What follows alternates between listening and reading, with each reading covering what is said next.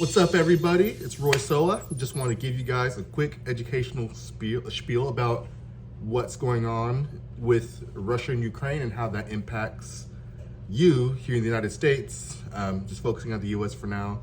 I'm sure it'll have the same implications for other countries, but just since I'm here in the US, it's easier for me to elaborate a little bit on it. So, don't want to take too much of your time, but here we go. So, Russia and Ukraine.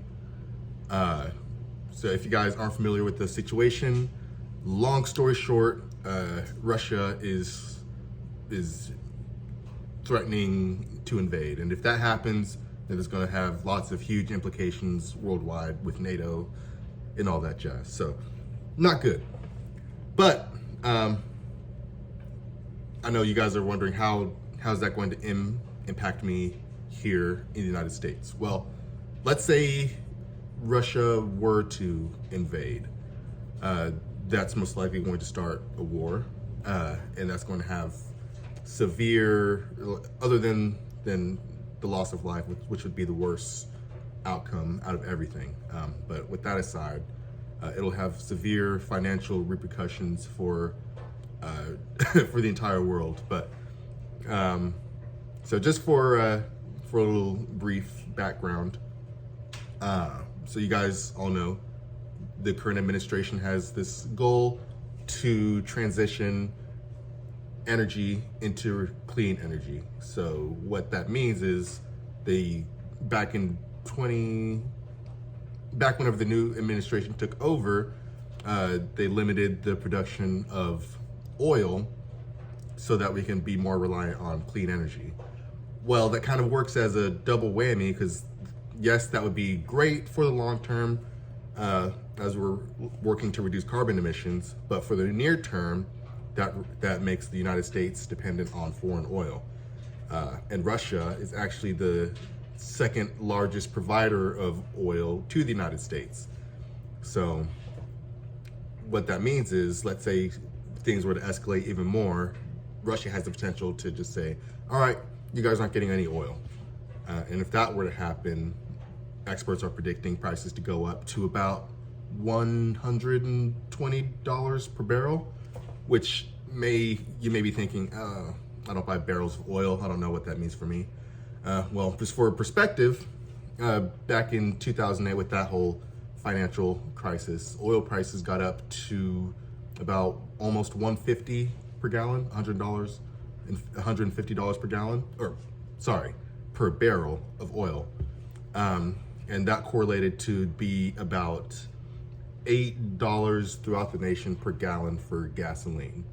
So it's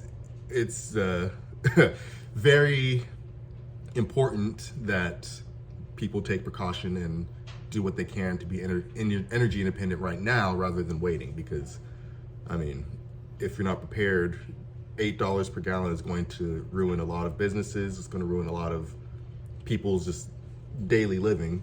And you may be thinking to yourself, well, I don't really drive that much. I may have an electric car. I don't use gas really. It's not really going to affect me. Well, you're wrong.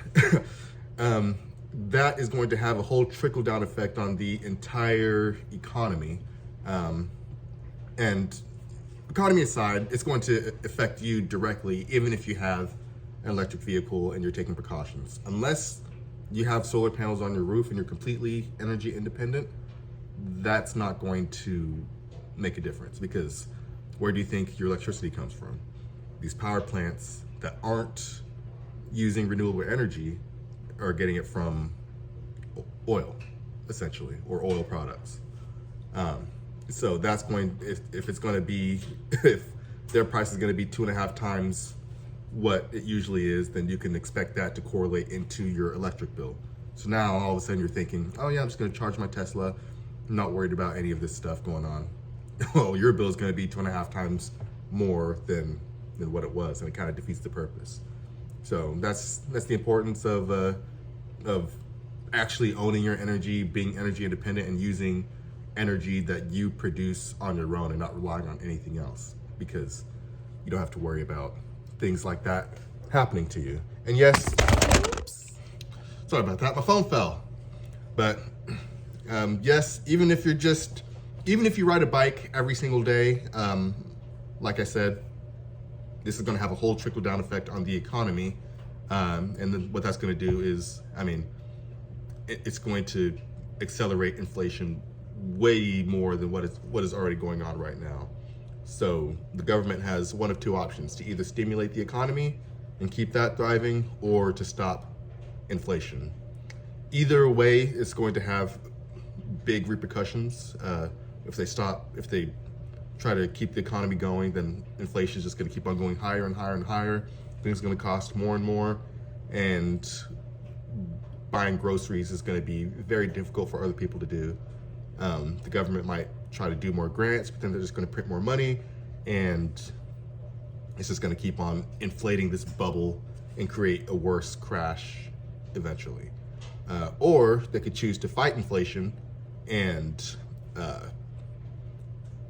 that is pretty much just going to reduce the economy, increase interest rates, and that's not any fun either. So, but yeah, the lesson of this is to take precaution now, and yeah, so don't want to take too much of your time, but that's kind of a brief of what's going on and how that's going to affect you directly. So yeah, so if you're wondering what you could do to at least prevent these energy costs from correlating to you directly, or to at least minimize that impact as much as you can if we were to come to this worst case scenario, then comment below and visit the website solarwindapp.com, sign up for the wait list, and we'll get you all the information you know on how to transition into owning your energy. Another quick tangent: if you pay an electric bill and you think that solar is too expensive, or anything like that is too expensive, just know that it's more expensive for you to keep on paying, renting your energy essentially, rather than owning it. If you could pay your electric bill, then you can afford solar, and you could afford to own your energy. So don't let them tell you otherwise, and that's why we're here to fix that here at Solar Wind. So, all right, guys, nice talking to you. I'll give you another educational brief next time. So stay tuned, smash that like button, and we'll see you guys next time.